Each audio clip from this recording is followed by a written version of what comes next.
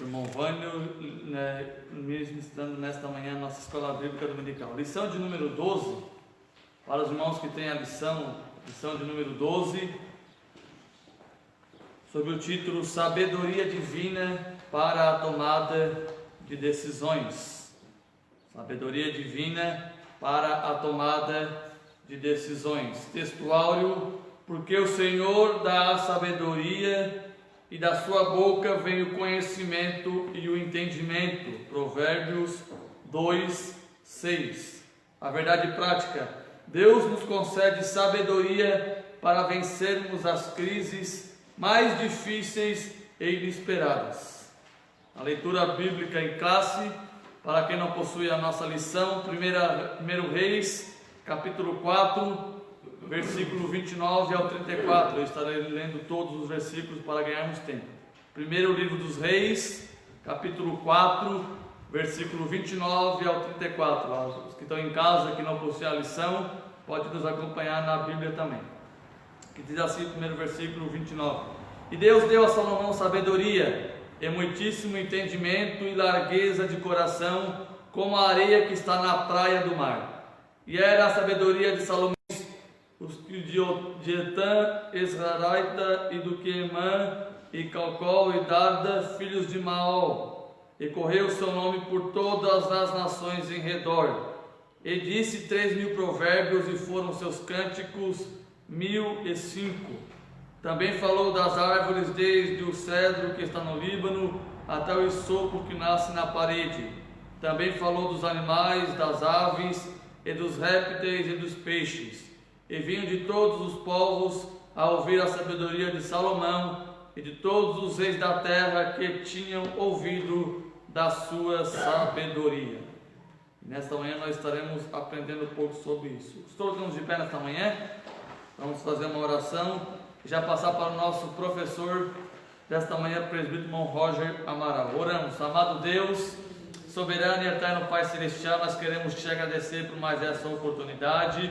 Mais uma manhã, Senhor, que o Senhor nos concede estar na Tua casa para aprendermos mais da Tua palavra.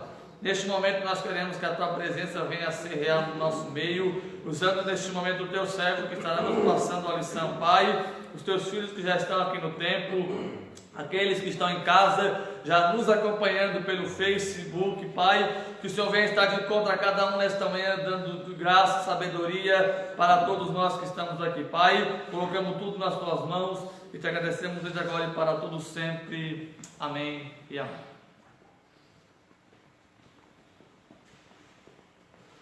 Amém. Igreja, com a paz do Senhor, todos que estão conosco pela rede social. Pode tomar o seu assento, por gentileza. Nossa lição de hoje, então, a lição de número 12, fala sobre a sabedoria divina para a tomada de decisões. Tem bem a calhar nossos dias atuais, no momento que estamos em crise, muitos, a crise financeira já veio a bater, outras pela tomada de decisão, vou para a rua ou não vou no mercado ou não vou na igreja ou não vou, né? E aí tudo isso requer uma reflexão da nossa parte, se há de fato motivos para que nós venhamos se precaver, né? E tudo isso nós vamos aprender hoje que quando estamos em crise, a melhor sabedoria que podemos usar é a sabedoria que vem do alto, a sabedoria que vem de Deus. Nós vamos ver aqui Salomão sendo um homem que foi muito usado pela mão de Deus nesta área, né? Como todos sabem,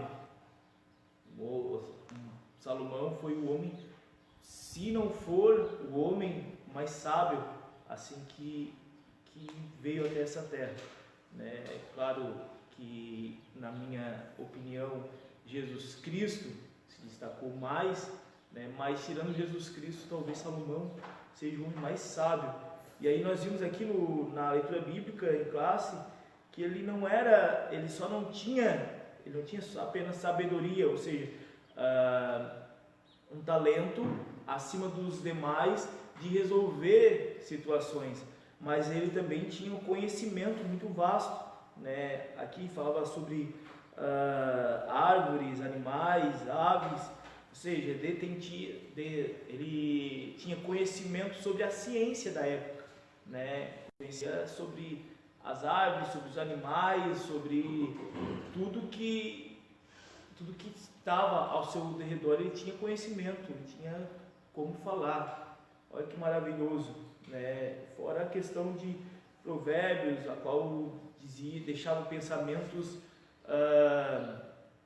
pensamentos que vinham a ser utilizados pelas outras pessoas, né, de soluções, de aconselhamentos, né, que seriam esses 3.000 provérbios. Bênção de Deus. Mas vamos adentrar aqui então a nossa lição então de hoje sobre a sabedoria. A introdução fala assim: na lição de hoje estudaremos os últimos dias do reinado de Davi e a escolha de seu sucessor. Veremos que, embora houvesse uma crise familiar e política, Deus estava no controle daquele processo e não permitiria que um usurpador assumisse o reinado.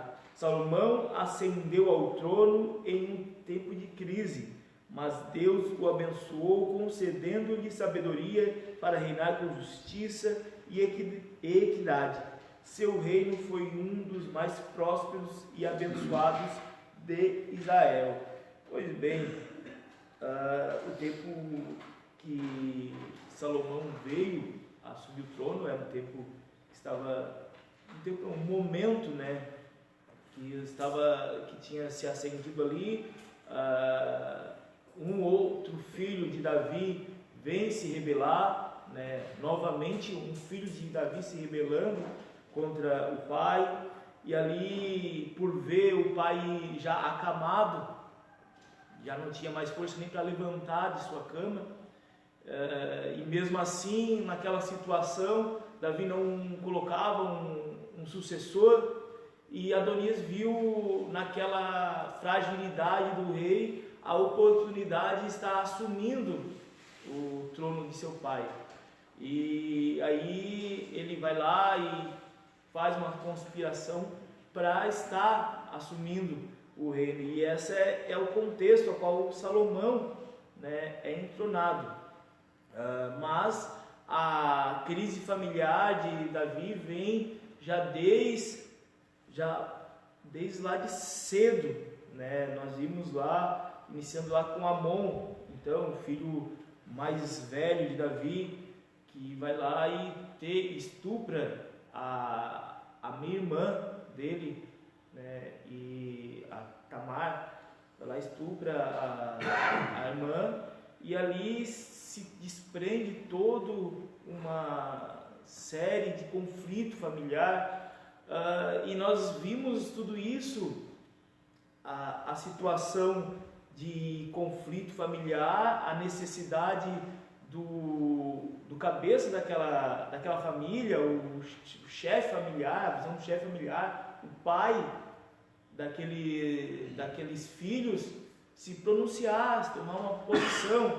E todas as vezes que acontecia algo do tipo, Davi se encolhia, Davi se escondia, Davi ficava irado, mas alguma coisa, uma posição, às vezes até uma repressão, chamar o filho, vem cá, o que fizesse, né? E aí vai se desprendendo uma crise familiar. Depois de 2 anos do estupro, Absalão, filho de Davi, ali seria o terceiro filho de Davi, se não me falha a memória, o terceiro filho. Ele vai lá e faz um jantar, um almoço, e aí ali ele conspira a morte de Amon, né? Mata Amon, mata seu irmão. Mais uma vez Davi não se pronuncia, né? Absalão, depois de matar o irmão, foge para um outro reinado. Passa um tempo retorna, Davi não fala nada. Davi chama ele, depois a pedido de Joabe, o chefe do exército,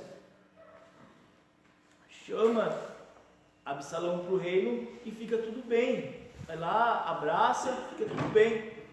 Olha como que vai se criando as questões. Nós devemos, em nossa família, não negligenciar os erros que acontecem. Nós, pais, que estamos à frente da nossa casa, devemos estar cuidando, orientando, não fugindo dos problemas que vêm acontecendo, dos erros que estão acontecendo, mas sim assumindo a nossa responsabilidade para que não venha se desprender várias consequências de uma situação que poderia ser exterminada lá na raiz do problema. Mas não, Davi é aquele pai ausente, poderia ser um rei de braço forte, mas um pai negligente, e perdeu os seus. E a crise vai se desprendendo dentro do nosso lar, e nós não vimos. E aí nós vimos por que se tinha essa crise familiar tão grande e essa crise política se instaurado na época de Salomão por conta da situação permissiva de Davi. E Absalão retorna para o reino de Davi, já dentro do palácio, e ali, por o pai não lhe tolher, não lhe falar nada, talvez, começa a criar um sentimento de superioridade no seu coração. E aqueles que vinham até o rei chegavam assim: o rei não pode te ouvir, não pode atender às suas demandas. Se tivesse uma pessoa que pudesse te ouvir e se tomando para ele aquilo, eu poderia me ouvir, eu seria uma pessoa mais justa na tua situação. E vai ganhando os súditos do reino, né? E aí chega uma certa hora, ele fala que vai ser o rei, e Davi tem que correr, tem que fugir do palácio, porque seu filho iria lhe matar. Olha só a situação que se desprendeu. E mais uma vez, Davi, o que Davi faz? Davi foge. Ali a situação de Absalão pega as concubinas do rei, tem relações sexuais na frente do povo. Olha as barbaridades acontecendo dentro do reino, a crise instalada dentro do reino. Ali, logo após, Absalão manda seu exército ali, que estava também junto na conspiração, a matar Davi e aqueles que foram junto a Davi. Há uma grande guerra, a Bíblia fala que milhares foram mortos naquela guerra. Olha só a situação que vai se desprendendo, tudo por conta de uma negligência, né? Nessa situação, Absalão é morto, ele fica preso ali numa árvore, é morto por Joabe, o comandante do exército de Davi. E parecia que estava tudo certo. Então, agora o quarto filho de Davi se levanta novamente, né? Agora Adonias se levanta, e esta é a situação que nós vimos aqui na nossa lição. Pois bem, e nós vimos que sobre Salomão não era aquele que estava na linha sucessória para assumir o reinado, né? Não era ele, tanto que Adonias, talvez por se achar em posição e ser um dos mais velhos, bem que ele ainda não era, que o segundo filho de Davi, a história não nos revela se ainda estava vivo, mas ele não se conta se ele estava morto, se estava ausente, ou se tinha alguma situação. Era Quileade, e seria ele por direito a assumir o trono, né? Porém, lá em 1 Crônicas, no capítulo 22 e o verso 9, se tem assim, ó: eis que o filho que te nascer será homem de repouso, isso Deus falando para Davi, porque repouso lhe dei e hei de dar de todos os seus inimigos em redor, portanto Salomão será o seu nome, e paz e descanso darei a Israel nos seus dias. Deus tinha prometido o reino, ele poderia não ser o da linha sucessória, mas aquele que havia sido escolhido por Deus, assim como Davi também não era talvez o da linha sucessória, o mais velho da casa de seu pai, mesmo Jessé não sendo o rei, mas ali foi escolhido daquela família, a Davi sendo mais moço, porém foi escolhido por Deus. E assim Salomão foi o escolhido por Deus para estar assumindo o reinado nesse período. E uma situação que nós queremos deixar aqui, para nós assim estarmos iniciando a nossa lição, em tempos difíceis, Deus pode nos dar sabedoria para estar saindo.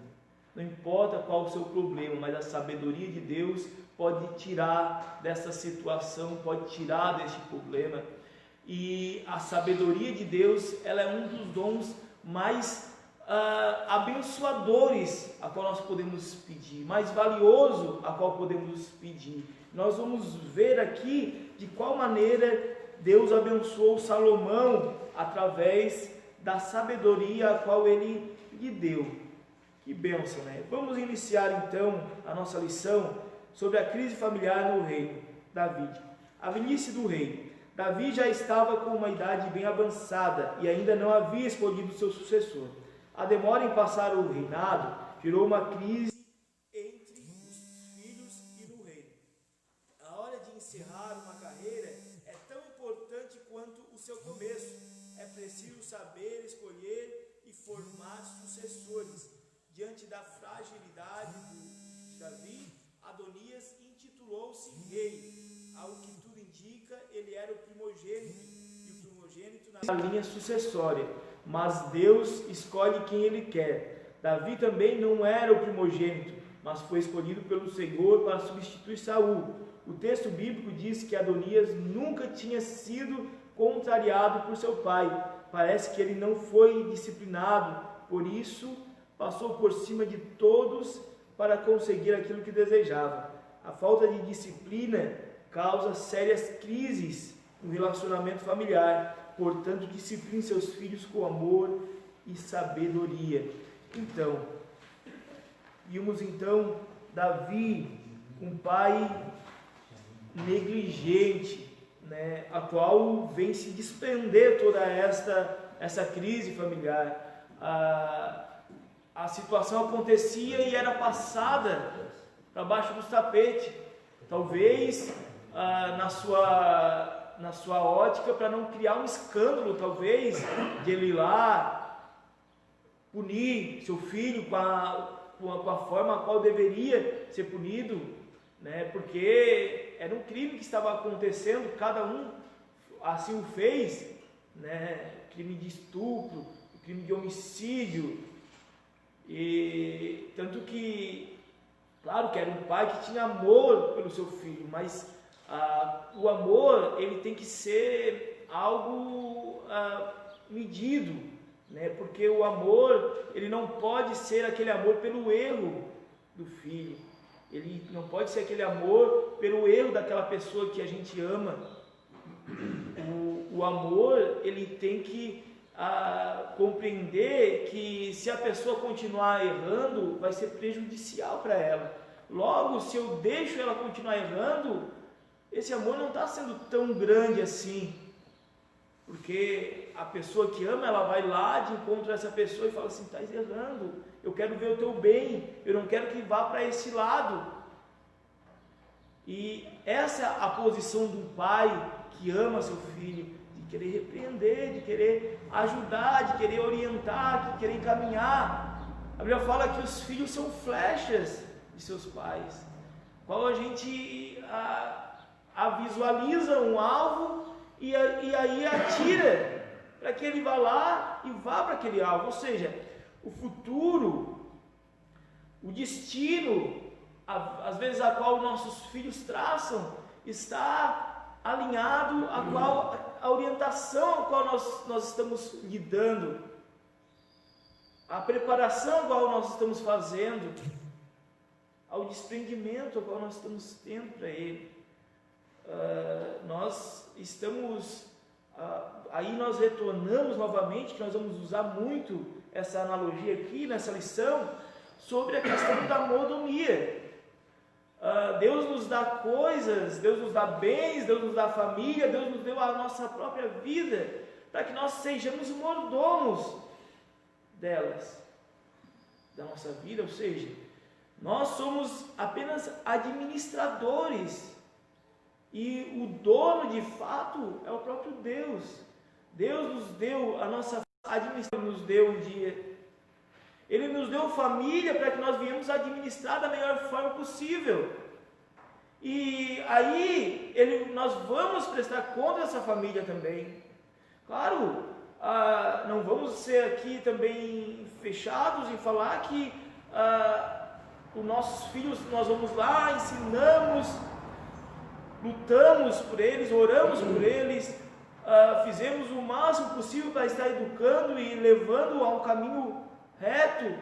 Quando eles fazem situações ruins, desaprováveis, nós vamos lá e aconselhamos, voltamos eles para o caminho, e mesmo assim o filho vai para fora, aí é uma situação totalmente diferente, né? Mas não era essa a posição que nós vimos aqui do rei Davi, mas uma situação ausente, né? Lá em Amon, que estupra Tamar, a Bíblia fala que ele se irou-se, mas ficou tudo certo. E pela falta de uma posição do pai, Absalão assume a posição mais extremista e vai lá e mata seu irmão. Olha a situação a qual vai se deixando acontecer, né? Tudo isso por conta de uma negligência. E nós vimos aqui, agora já na época do reinado, da assunção, do entronamento de Salomão, nós vimos Davi tendo uma ausência, né, em questão de tomada de decisão. Ele precisava tomar essa decisão, botar um sucessor. Ele já estava lá na cama, corpo frio, já não conseguia mais esquentar, a Bíblia fala, porque os seus anos tinham se passado e ele já estava à beira de Deus estar levando ele. E mesmo assim, ele queria ficar ali, segurado no reinado, talvez esperar sua morte para acontecer, mas talvez por um relapso, ele não percebeu de que o destino de Israel não seria algo conforme a história assim escrevia. Não seria algo normal da linha sucessória, mas o reinado de Israel, você que vai ser o rei. Quando você for, tá aqui as orientações para o reino, para o templo, tem as coisas aqui. Já tinha-se uma preparação, mas ele foi deixando.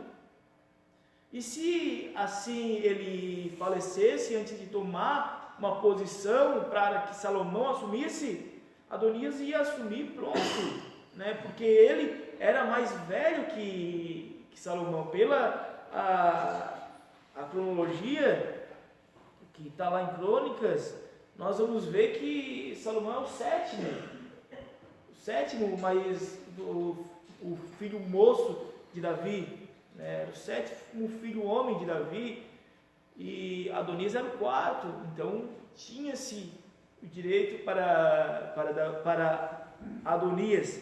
Porém, como nós vimos, Deus havia escolhido, né?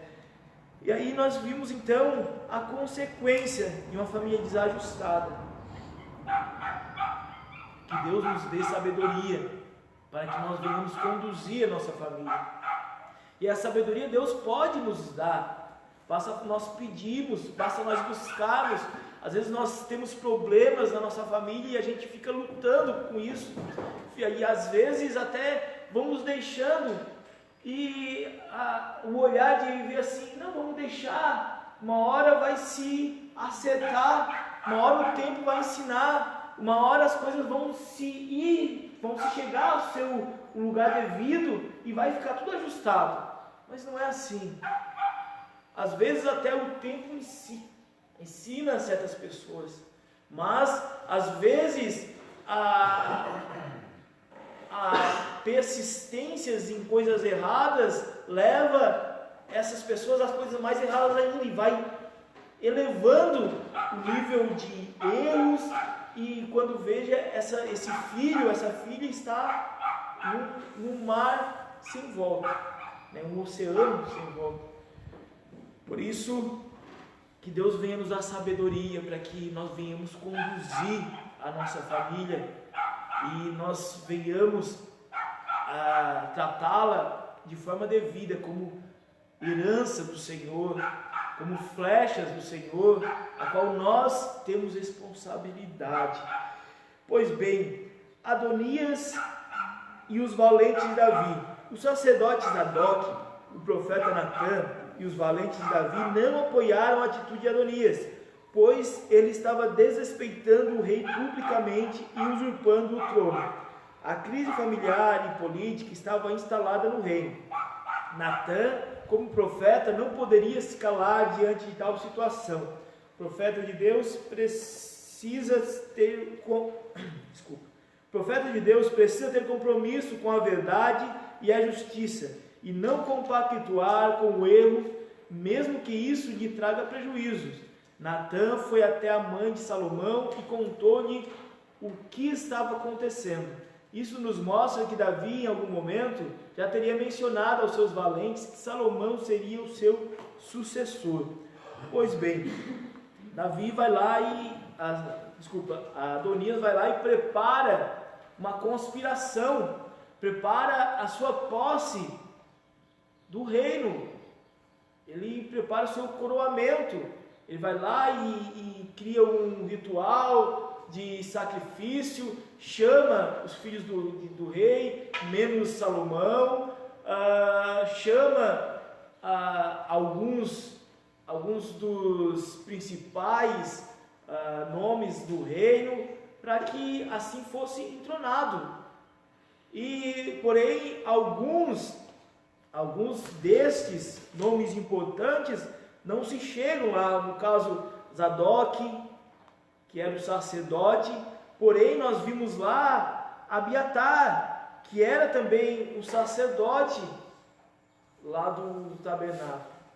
Olha só a divisão a qual se estava.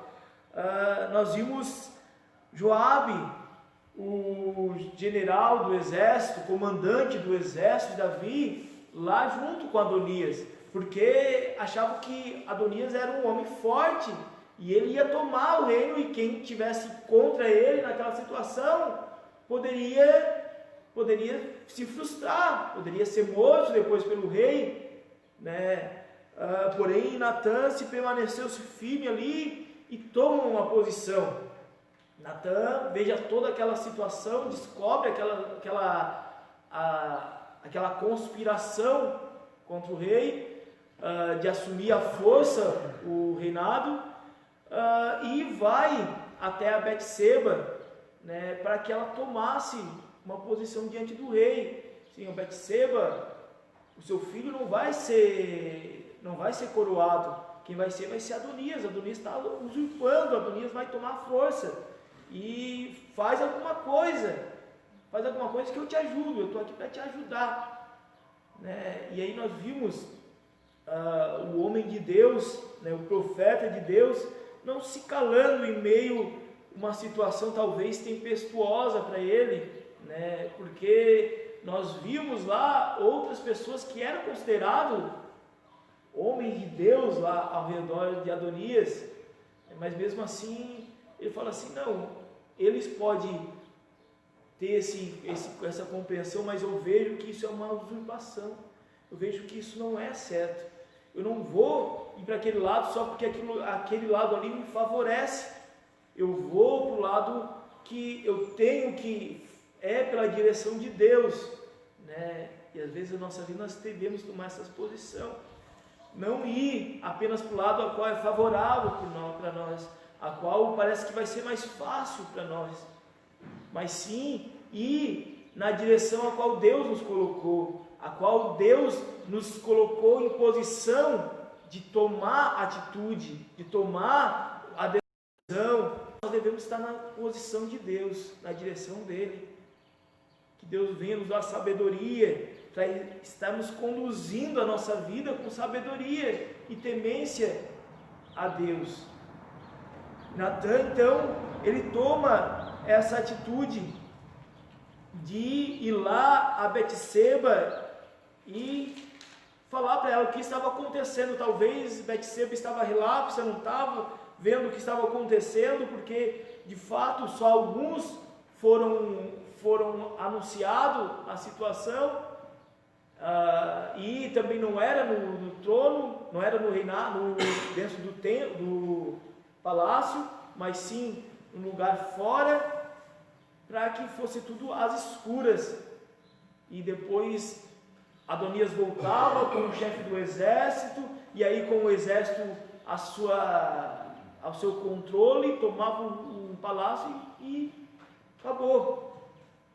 Mas nós vimos então Natan tomando uma posição. E o que acontece depois da posição de Natan então? A atitude de uma mãe em meio à crise. Olha só, Betseba teve um papel importante na sucessão do reino. Ela tomou a atitude certa na hora certa. A mãe de Salomão foi até Davi e relata-lhe tudo o que estava acontecendo. Ao ouvir as notícias, Davi ordenou que Salomão fosse ungido rei. A tentativa de golpe de Adonias fracassou. Ele, com medo de que Salomão mandasse matá-lo, agarrou-se às pontas do altar. Por que segurar as extremidades do altar? Segundo a Bíblia de Estudo Pentecostal, as pontas do altar simbolizavam a misericórdia, o perdão e a proteção de Deus. Salomão não era um homem sanguinário, por isso ordenou que tirassem Adonias do altar e trouxessem a sua presença. E Adonias teve que se prostrar diante de Salomão. Então o novo rei ordenou: vai para a tua casa. Antes de sua morte, Davi deu sábios e importantes conselhos a seu filho Salomão. Certamente não queria que este cometesse os mesmos erros que ele. Depois de aconselhar o rei, Davi partiu a estar com o Senhor. Pois bem, aí nós vimos Betseba, ela vai até Davi, conta-lhe o que estava acontecendo, falando que Adonias estava prestes a ser coroado rei e não saberia o que iria acontecer depois disso com seu filho, já que ele poderia representar uma ameaça para Davi, assim como Salomão poderia apresentar uma ameaça para Adonias, assim como Davi começou a apresentar ameaça lá para Saul. Talvez Davi, nisso ele se lembra dele, ele chega assim: eu vou deixar meu filho na mesma situação que eu estive, vamos resolver essa história já. E vai lá, empossa Salomão, né, enquanto Betseba ainda estava à presença do rei, Natan também vem e ajuda a conciliar a situação, né, e ali depois Salomão é coroado então a rei. No meio de uma crise, né, nós vimos Natan se posicionando como homem de Deus e usando da sabedoria do alto, né, que ele vai lá, poderia ele só lá falar para Davi, mas não, ele usa de estratégia e sabedoria, não estratégia maligna, perversa, mas estratégia de que vai lá vai na mãe de Salomão, porque ela sim teria mais contato, mais intimidade com Davi, para estar lá falando com ele e relembrando a promessa que Davi tinha feito a ela e que Deus tinha feito a Davi, né? E aí Betseba também usando de sabedoria, que poderia esbravejar, poderia ficar no seu canto. Não era ela que ia ser empossada rei, rainha. Claro que depois ela foi assentada ao lado de Salomão como rainha-mãe, mas poderia ficar de braços cruzados, mas não, usa de sabedoria, vai lá e conversa. E esses dois, esse homem de Deus e essa mulher que foi também usada por Deus, eles conseguem sair dessa crise a qual tinha se instaurado. Salomão, então, agora rei de Israel. Pois bem, como é que foi Salomão, então, durante seu reino? Salomão busca sabedoria para reinar. Olha só, às vezes nós costumamos de falar que em nossas vidas, né, nossa vida financeira, as pessoas buscam a construir um reino para si, né?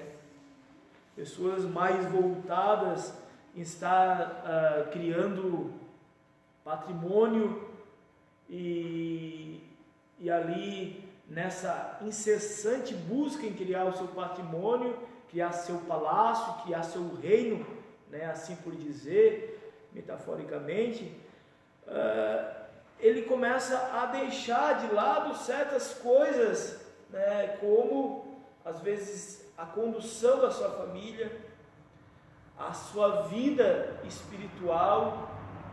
E aí, o que adiantou ganhar tudo isso?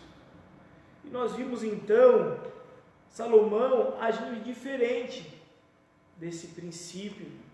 E esse princípio que é comum nos dias atuais.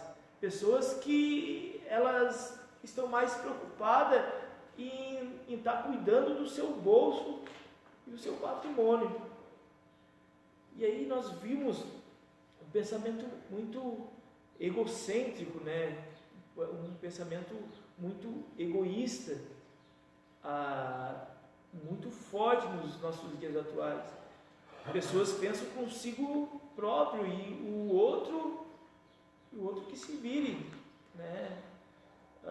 E aí nós vimos nisso até a questão aqui ministerial dentro da igreja, né? Pessoas dificilmente querem assumir uma responsabilidade. Por que não querem assumir uma responsabilidade? Porque às vezes não vão conseguir, não vai ter uma recompensa monetária, porque o seu tempo vai ser desprendido e assim por diante, mas isso não vai trazer uma diferença. Eu não vou ganhar algo com isso.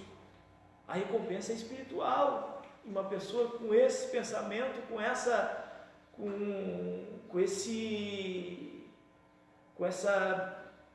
qualidade, qualidade não, né? Esse defeito na sua vida, com esse egoísmo na sua vida, ela não vai ter esse pensamento de questões espirituais, saber que a recompensa é espiritual, né? Que aquilo vem de Deus. E Salomão, ele estava mais preocupado em fazer uma boa gestão. E é maravilhoso quando a gente vai pensando nessa posição de Salomão, porque nós vimos ele querendo ter essa situação de gestão, ao saber que esse povo era um povo de Deus, né? E tanto que ele pensa isso, porque ele vai pedir ajuda a quem? Ao próprio Deus, para estar gerenciando esse povo, porque ele sabia que esse povo era de Deus. Olha que maravilhoso, e ele vem com reverência, vem com cuidado para estar gerenciando. O subtópico 1 aqui do capítulo 2 fala assim: Salomão amava ao Senhor, por isso procurou obedecer aos estatutos de seu pai e à lei de Moisés. Depois de ser coroado, subiu até Gibeão e ali ofereceu a Deus o seu sacrifício. Esse era um gesto de gratidão e adoração ao Senhor. Salomão demonstrou não estar preocupado em obter poder, riqueza ou fama. Ele buscou antes de tudo a presença de Deus. Procurou também adquirir a sabedoria para governar o seu povo em equidade e justiça. Em Gibeão, Salomão teve uma experiência marcante com Deus de seu pai. Pois bem, nós vimos então Salomão que ele se atentava em estar também agradando a Deus, pelo menos no seu início de seu reinado, né, nós vimos um homem muito temente a Deus. No meio há um desvio e no final se há um retorno, né? Isso que nós podemos entender. Um desvio porque Salomão começa a fazer alianças, e essas alianças inicialmente foram boas, foram abençoadoras essas alianças, porém na continuação nós vimos que ele começa a fazer aliança com outros reinos e com mulheres estranhas de seu reino, e começa a contrair casamento, e aí por diante nós vimos que isso dá lugar a outros deuses entrando em Israel, né? Porém, nós vimos no final da sua vida, ali no livro de Eclesiastes, né? Salomão vamos dizer assim, se desculpando, Salomão aprendendo com seus erros e trazendo uma rica experiência e aconselhamento novamente para nós. Pois bem, nós vimos o conselho de Davi então. Qual foi o conselho de Davi? Que conhecesse a Deus, servisse a Ele e o buscasse com um coração perfeito e com uma alma voluntária. E aí nós vimos Salomão buscando a isso, né? Ele vai lá fazer quando ele vai fazer uma adoração a Deus, então vai fazer um sacrifício a Deus. Nós vimos ali, pela incessante busca talvez de Salomão a Deus, nós vimos Deus aparecendo em sonho, né, a Salomão, e ali ele tendo uma grande experiência com Deus. Maravilhoso isso. Nós vimos aí a situação, como nós já tinha falado, Salomão buscando fazer uma boa gestão. Ele estava preocupado mais em fazer uma boa gestão. E às vezes nós nos perdemos nisso, né? Nós, como nós iniciamos aqui falando, que nós somos mordomos de Deus, devemos fazer assim uma boa gestão da nossa vida, da nossa família e de nossos bens. Olha como que é isso. Logo nós compreendemos, e aí nisso, vindo por esse ponto, né, nós começamos a compreender até a situação do contribuir na igreja, né? Porque quando nós compreendemos essa situação de mordomia, logo nós compreendemos que não é nosso. E se é de Deus, quando a obra de Deus há uma necessidade, é o nosso dever de estar fazendo de tudo para estar ajudando nessa necessidade.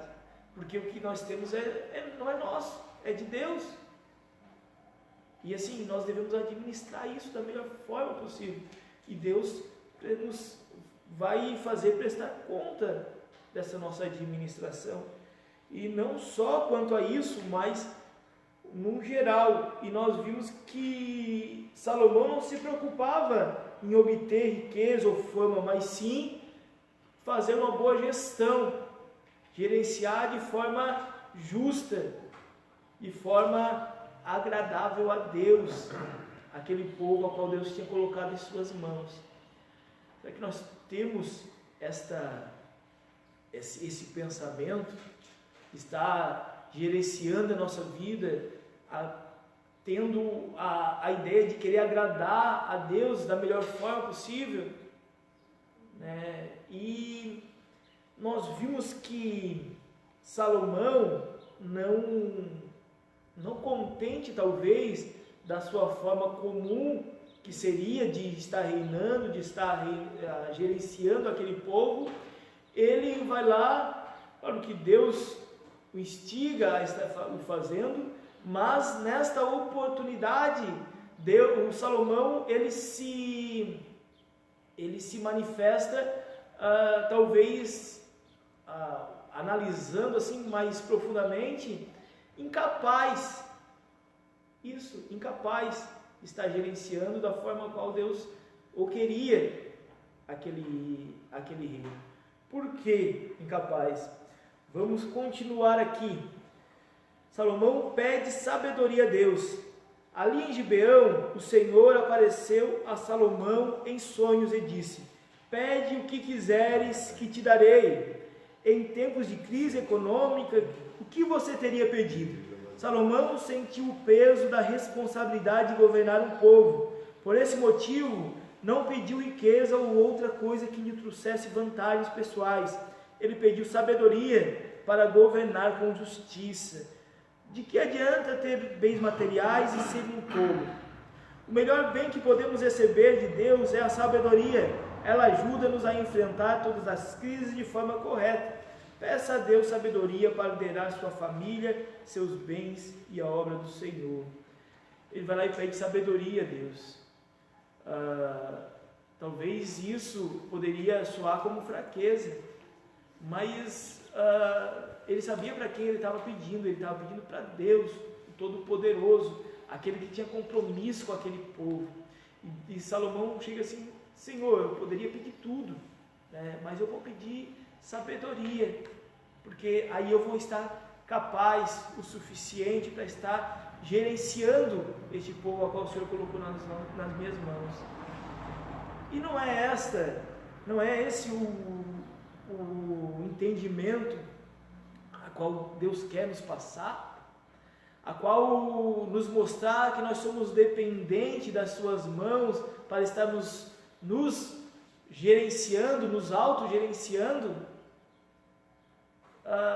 que nós venhamos ter o pensamento de querer estar cada vez mais próximo a Ele, para que Ele venha nos conduzir de fato.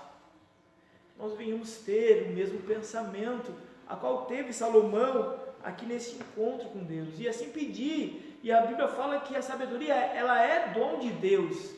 Se ela é dom de Deus, Deus dá. E Paulo vem nos instigar a falar que nós devemos pedir os dons e os melhores dons, e nos inspira isso, porque Deus dá. E Deus dá com sabedoria e com alegria, porque Deus se agrada quando nós venhamos pedir questões espirituais, questões de que vão nos livrar verdadeiramente das ciladas do nosso adversário, do nosso inimigo, e que nós venhamos nos ficar temente ao Senhor e buscar esse tão rico dom que vem da parte de Deus, o dom da sabedoria. E aí, nós como bons mordomos estaremos liderando e gerenciando com sabedoria nossa família, nossos bens e a obra do Senhor, aquele ministério qual Deus colocou nas suas mãos, né? Que às vezes você, talvez aqui no templo ou aí na sua casa, está com ele lá guardadinho, né? Mas Deus deu para você usar, para que você administre ele com sabedoria, e sabedoria que vem do alto. Que nesta manhã você venha pedir a Deus a verdadeira sabedoria, aquela que vem do alto, aquela que soluciona a crise, em meio à crise, em momento nós estamos, já está chegando na verdade, né? Mas no momento atual estamos numa crise de saúde, né? Mas em breve E para alguns já chegou a crise financeira, porque é uma situação automática. Vai vir a crise financeira, muitos já perderam seus serviços, alguns já estão prestes a assim o acontecer, a inflação tende a aumentar, mas a nossa economia, ela não é gerenciada pelas ordens. É um Deus que está sobre todas essas questões. E talvez com a sua vida pode estar relacionada ainda com essa questão terrena, mas Deus quer fazer na sua vida, assim como Ele fez ali no Egito, nos tempos de José, quando a crise estava instaurada em todo o mundo, mas ali com a sabedoria a qual Deus entregou para José, nós vimos o Egito se superando de todos os demais, mesmo uma situação de seca, uma situação de crise financeira. Deus deu a providência, e assim Ele pode dar a providência para as suas vidas, para mim e para a sua vida. Que nessa manhã você venha buscar aquilo que mais interessa. Às vezes estamos focados em pedir a Deus sabedoria, pedir a Deus bens materiais, mas não pedimos para que Ele venha nos dar sabedoria para gerenciar aquilo que Ele nos deu. E nós vimos pessoas com muito e não sabem gerenciar, e às vezes jogam tudo fora, porque não sabem gerenciar, porque não tem sabedoria para estar assim fazendo. Mas pessoas que têm pouco, e às vezes nós não conseguimos compreender como aquela pessoa com aquele pouquinho ela faz aquela imensidão de coisas, porque é uma pessoa que tem sabedoria, e quando tem-se sabedoria, ainda que vem do alto, isso é maravilhoso, que nós venhamos buscar verdadeiramente sabedoria do Senhor. O desejo de construir um templo para Deus, então. Davi desejou reunir o povo de Israel em um só lugar para adorar a Deus. Ele desejou e se esforçou para isso, ajuntando materiais que seriam necessários à construção da casa de Deus. Mas o Senhor não permitiu que Davi construísse o templo, pois ele tinha empreendido muitas batalhas. Todo o material, o projeto, bem como toda a liturgia da vida religiosa, foram providenciados por Davi e entregues a Salomão. Construir uma casa para Deus era uma necessidade e iria contribuir para a união das famílias e fortalecimento do reino de Israel. Deus deu a Salomão sabedoria e todos os bens necessários para a construção do templo. Estamos vivendo uma das piores crises econômicas do país, mas o Senhor não deixará faltar a provisão para a sua casa. Não se preocupe, confie. Lembrando que a lição foi escrita em 2016, né, e no momento atual estávamos tendo uma grande crise já instaurada econômica, né? E aí o contexto aqui do nosso escritor.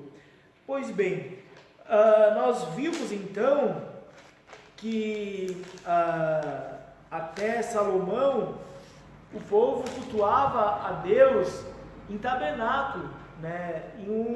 Era um lugar que era feito por cortinas, criado lá por Moisés, por ele ser uma espécie de nômades, né? Eles não paravam nos lugares, eles estavam em peleja e iam avançando assim conforme Deus ia mandando, né? Até se assentarem, né, no lugar a qual Deus prometeu. E ainda estava aquele tabernáculo, aquele lugar provisório de adoração, não existia algo fixo, né, para adoração. E Davi instigou no seu coração esse desejo de fazer uma casa de adoração a Deus, um templo para Deus.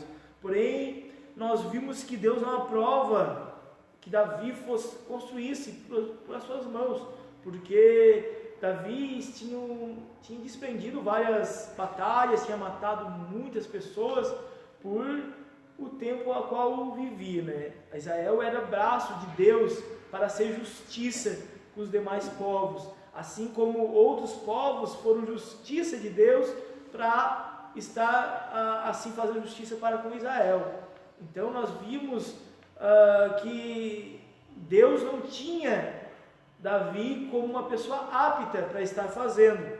E aí Davi vai lá e prepara ouro, prata e demais recursos, fora a questão de projeto, para estar, ainda mais a questão de projeto, para estar sendo construído esse templo pelo seu filho, né? E assim o faz.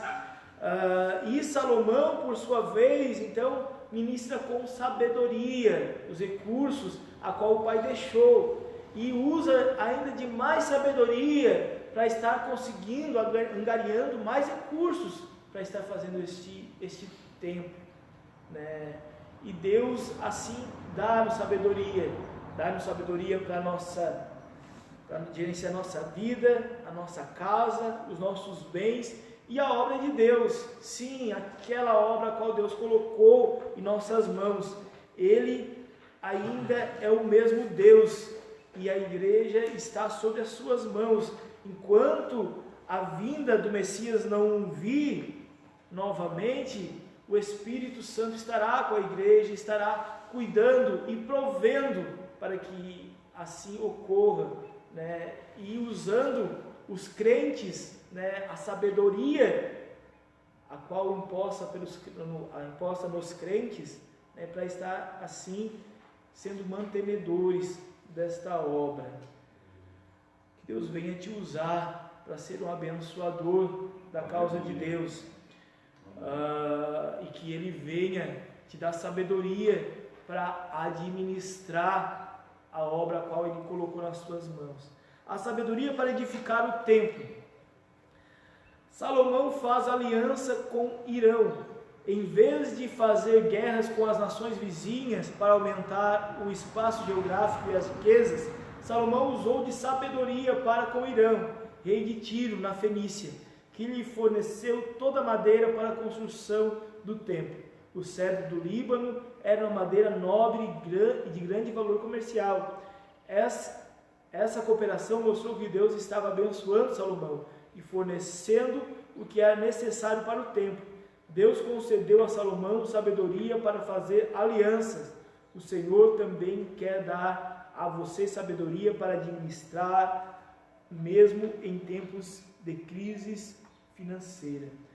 Pois bem, Salomão começa a fazer então alianças para estar conseguindo mais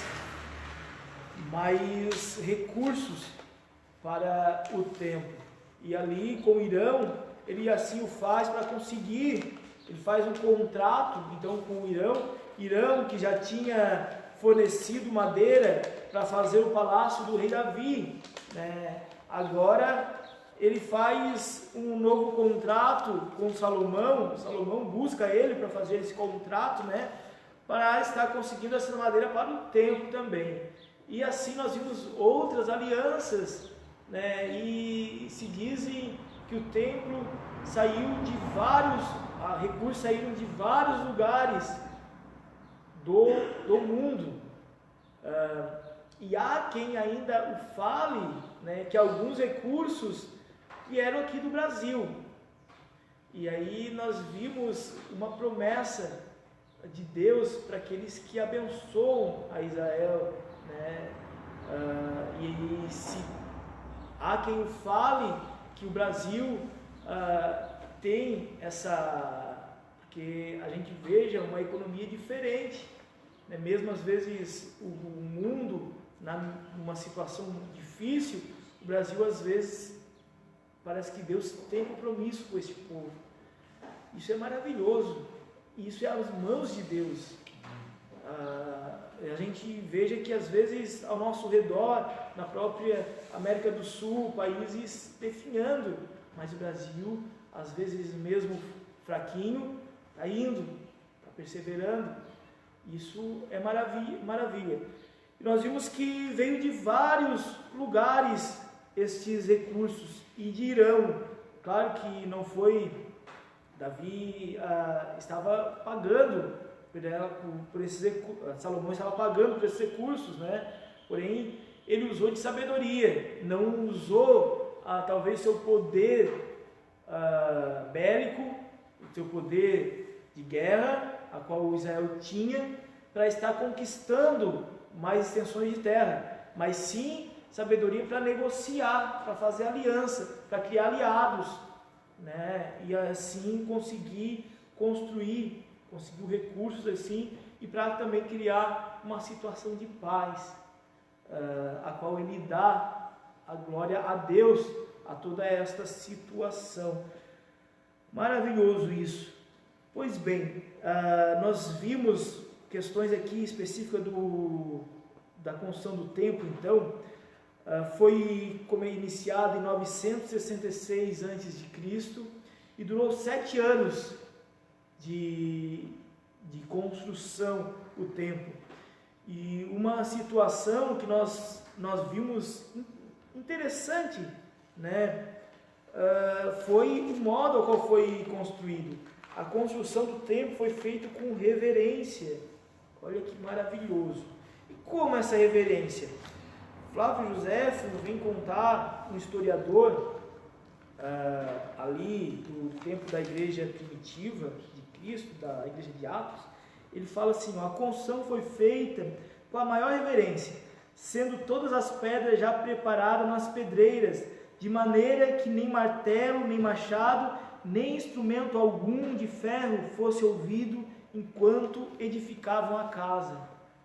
Maravilhoso. As pedras já vinham prontas e não se tinha o barulho de ferramenta pontiaguda, ferramenta de ferro durante a construção. Era colocada de forma sem fazer a lapidação das pedras ali. Isso é maravilhoso, né? O zelo com as coisas de Deus, né? E as coisas de Deus ainda são santas, né?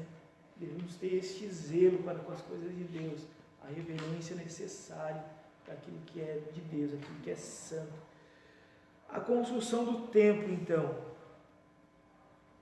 Nós vimos aqui, então, sobre a construção do templo. Muito de ouro e prata acumulados pelo rei Davi foram destinados à construção do templo. A prata, o ouro e as pedras preciosas eram despojos de guerras. E antes de morrer e passar o trono a Salomão, Davi também entregou-lhe toda essa riqueza. Ele também contou com a contribuição voluntária dos príncipes das tribos e dos capitães. Davi passou para o seu filho as plantas do templo, conforme o Senhor lhe dera. Os trabalhadores e todo o Israel se dispuseram a fazer o melhor, porque estavam felizes com o rei Salomão. Então Davi havia se empenhado o máximo, né, e tinha deixado já ali várias riquezas para estar cobrindo o templo. E nós víamos que, conforme a Bíblia nos conta e o nosso escritor, que se tinha uma alegria do povo com aquilo que era um lugar de cunho nacional, que o povo todo de Israel viria adorar a Deus, um lugar bonito, né? Um lugar que estava dando reverência, dando honra a Deus. Isso era maravilhoso, e assim se tinha uma contribuição amorosa e os construtores felizes em estar construindo o templo de Deus. Pois bem, continuamos aqui, que nosso horário já está se indo, né? Então, nosso último subtópico, para nós encerrarmos, nós vimos uma situação, a sabedoria então de Salomão aqui, para criar soluções práticas, né? Às vezes, porque o que acontece? Salomão não tinha o recurso ali para fazer tudo, mas Deus lhe dá sabedoria para estar provendo ter soluções práticas. E essa é a situação. Às vezes temos aquilo em nossas mãos que poderia ser o suficiente para a nossa subsistência e até fazer aquilo a qual nós assim o desejamos, porém não conseguimos porque nos falta sabedoria para estarmos administrando aquilo que nós temos da melhor forma possível. Que nós venhamos pedir a Deus para que aquelas uvas do Antigo Testamento, assim como aconteceu naquelas alimentações a qual Jesus Cristo fazia com aquela multidão, ainda Deus faz milagre e Ele dá sabedoria para que em nossas mãos seja multiplicado aquilo que Ele nos deu. Isso é maravilhoso, que Ele venha nos dar soluções práticas para que nós venhamos conduzir aquilo que Ele nos deu para que nós fizéssemos. A Arca da Aliança. Salomão trouxe a Arca da Aliança que estava no tabernáculo antigo para o local onde ele haveria de ficar. Ele sabia que a Arca representava a presença de Deus entre o seu povo. Agora ela haveria de ficar entre o povo e não mais em um lugar provisório. Atualmente não precisamos de uma arca ou algo parecido para sinalizar a presença de Deus. O Senhor se faz presente pelo seu Espírito Santo que habita o seu povo. No início da inauguração do templo, depois que os sacerdotes saíram do santuário, uma nuvem encheu a casa do Senhor. Os sacerdotes não puderam ficar de pé, tamanha era a glória de Deus naquele lugar. Então Salomão louvou e orou diante do altar, abençoou todo o povo. Pois bem, a Arca da Aliança, agora ela é colocada, a Arca da Aliança, que representava a presença de Deus, ela agora era sentida como o tesouro maior de Israel, né? Israel tinha vários tesouros, mas a Arca da Aliança era o maior, porque simbolizava a presença de Deus. Lá estavam as 2 tábuas dos 10 mandamentos, a qual Deus entregou para Moisés, e também o vaso com maná e a vara de Arão. Esses eram os objetos sagrados, a qual estavam lá na Arca da Aliança. É colocada agora em um lugar permanente. Hoje esta presença de Deus, ela é marcada de forma diferente em nossas vidas. Ela é marcada através do Espírito Santo. E o templo, hoje, ele não é necessariamente, claro que é uma casa de adoração a Deus, mas pela presença de Deus, ela ser marcada pelo Espírito Santo, o templo passou a ser nós. Como nós estamos tendo reverência com esse templo, ou seja, com nós, como está a presença de Deus em nossas vidas, a importância da presença de Deus em nossas vidas, como está o Espírito Santo em nossas vidas, que estejamos nele e assim possamos conduzir a nossa vida com sabedoria e possamos pedir sabedoria ao Senhor e possamos ter esses momentos maravilhosos que a presença dele é manifesta, assim como foi feito ali na inauguração daquele templo. Que maravilhoso! Quando eu vejo esses relatos da presença de Deus de forma assim mais acentuada, eu me encho de alegria, porque é maravilhoso a gente sentir a presença de Deus e ver como Deus agia grandiosamente na vida daqueles homens antigamente, e que ainda pode fazer em nossas vidas. E essa manifestação, ela é um termômetro para nós, para que nós venhamos sentir o quão nós estamos próximos dele, quão nós estamos sensíveis a ele. E aí ele essa sensibilidade, essa presença, ela é manifesta através do sentir o Espírito Santo na nossa vida. E aquele que é espiritual sabe o que eu estou falando, e aquele que não sentiu, busca isso que você não vai se arrepender. Deus é maravilhoso e a sua presença é magnífica. Pois bem, vamos ler aqui a nossa conclusão. Aprendemos com a lição de hoje que Deus abençoou e prosperou Davi e o seu reino, embora ele tenha enfrentado muitas crises, mas Salomão recebeu a Deus um lugar de adoração ao Senhor, que contribuiu também para fortalecer a unidade nacional. O Pai Celeste também deseja dar a você sabedoria para viver uma vida santa e vencer as crises que surgirem em sua caminhada. Amém. Assim como Deus usou de sabedoria, deu sabedoria para Salomão, assim Ele pode dar para a sua vida. Que Deus lhe abençoe. Obrigado pela presença dos irmãos e obrigado pelos nossos telespectadores aí na sua casa. Que Deus venha lhe abençoar e que esteja conosco nesse domingo à noite, nosso culto. Deus abençoe. Quero essa palavra.